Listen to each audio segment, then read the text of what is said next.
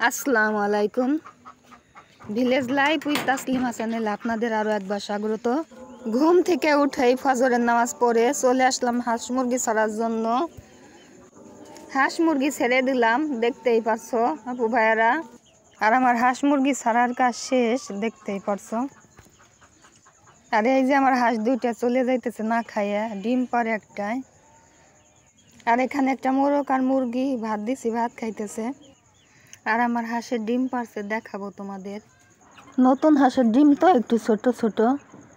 এই যে ডিম, 8 থেকে 9টা ডিম পারছে। আর এই যে বগের মতো যে মুরগিটা দেখা যায়, এইগুলো হলো 2টা মুরগি কিনে দিচ্ছে আমার ভাগ্না, এর নাম ফাইটার মুরগি। তারপরে চলে আসলাম রান্নাঘরে। অফ ক্যামেরায় গুলা রুটি আর চা করলাম আমার বোনকে দেওয়ার জন্য।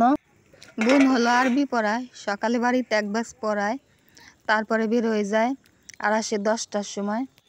সেই সাথে মাকেও গুলা রুটি দিতে হয়, কারণ বয়স হয়েছে তো, সকাল হলেই খিদে লাগে মারও। মা আবার চা খায় না, মার কষা হয়ে যায়।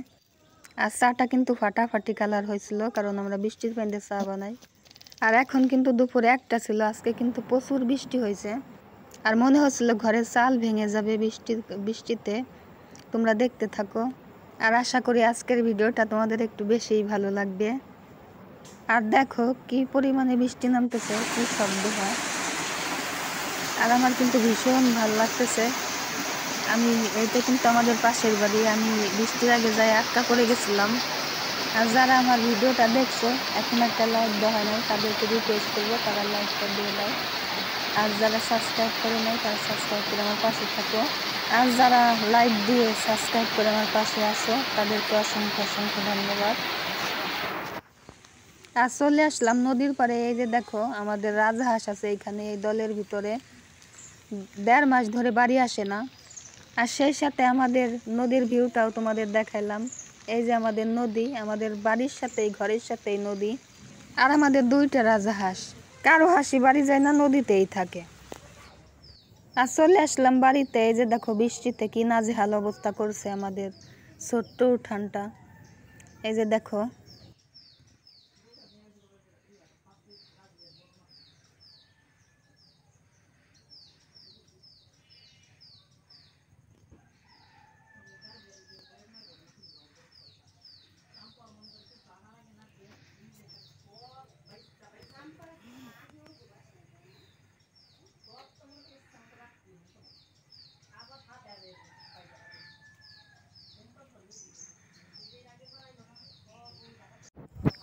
আর এখনই দেখতে পাবে এই যে সিম গাছের মাচাটা। এই যে দেখো সিম গাছের মাচা দিছি।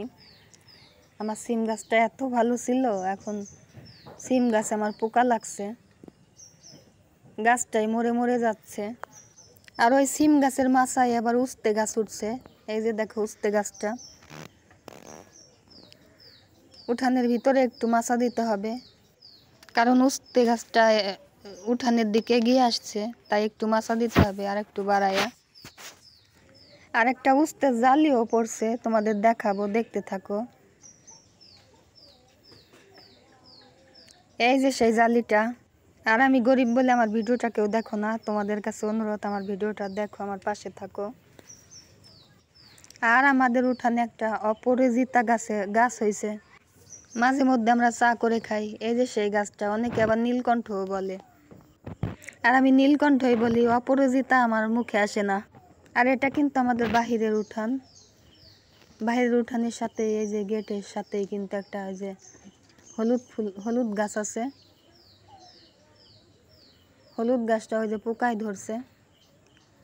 আর সেই সাথে কিছু তোমার পাতাবাহারের গাছও আছে। দেখো মেহেন্দি গাছ আছে, পাতাবাহার আছে। আর এটা কিন্তু আমার ভাইয়ের ঘরের সামনে দরজা। আর দেখো বৃষ্টিতে কি নাজেহাল অবস্থা করছে। এই যে আমি শখ করে ছোলা গাছ লাগাইছিলাম, এই যে ছোলা গাছটা কি হয়ে গেছে। আর এখানে পেঁপে গাছ, তোমার ওই যে মোরগ ফুল গাছ, পেঁপে গাছ আর এখানে আম কাঁঠাল গাছও আছে। আর এখানে একটা পুঁই গাছ আছে, পুঁই গাছটার মাচা করতে হবে। এই যে সেই পুঁই গাছটা। আর দেখতে থাকো, ভিডিওটা ভালো লাগবে। আর এখানে দেখো যে সৌদি আরবের খেজুরের কিছু বীজ লাগাইছিলাম, এই যে খেজুর গাছ হয়েছে। এটা কিন্তু দামি খেজুর গাছ, নরম নরম যে লম্বা লম্বা খেজুরগুলো হয় সেই বীজের থেকে এই গাছগুলো হয়েছে। আর দেখো বৃষ্টিতে আমার কচু গাছগুলো কি নাজেহাল অবস্থা করছে। আর এটা কিন্তু দুধ কচু, লতিরাজ কচু।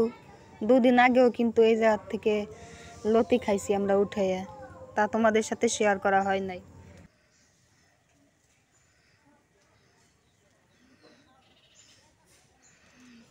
আর এই যে দেখো আমার কচু গাছগুলো কি অবস্থা, নাজেহাল অবস্থা একেবারে।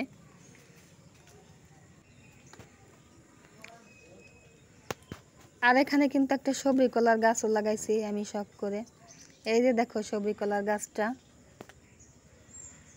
আর সবরি কলা কিন্তু আমার ভীষণ ভালো লাগে।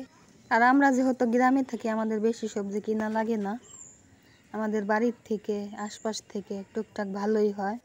আর এই দেখো কচু গাছের অবস্থা কি নাজেহাল অবস্থা করছে বৃষ্টিতে। আর ভিডিওটা তোমাদের কেমন লাগলো কমেন্টে জানাইও। আর পাটের বোতল কিন্তু এখনও যায় না, এই যে দেখো বাড়ি ভরা এখনও কত পাট কাটি। আর ভিডিওটা আর বেশি বড় করব না, আজকের মতো এখানেই শেষ করে দিব।